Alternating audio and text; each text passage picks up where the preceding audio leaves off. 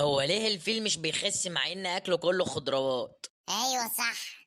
وليه النملة مش بتتخن مع ان اكلها كله سكر؟ عندك حق.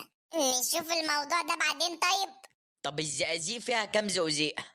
دي النيلة مش هننام النهاردة. ليه جامعة القاهرة في الجيزة؟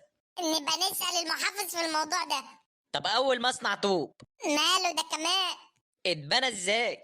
يمكن بنوه من حديد يا عم. طب السمك بيشرب ايه؟ اكيد بيشرب ميه يعني. بس يا غبي. الله يسامحك يا عم، هعديها لك عشان انت مخي. طب ليه اللبان بيبيع لبن والجزار ما بيبيعش جزر؟ ايه لا اصحى معايا كده، انت هتنام ولا ايه؟ يا عم ورا الشغل، الله يبارك لك، سيبنا اتخمد وانام. طب اللي اخترع الساعة عرف الساعة كام ساعتها ازاي؟ ادي النيل علينا وعلى اللي خلفونا. البيضة الاول ولا الكتكوت؟ بس بقى. طب ليه معجون السنان بينزل لون ولون؟ بيفصل ازاي ده يا جدعان؟ طب الشيبس اللي بطعم البيتزا، ماله؟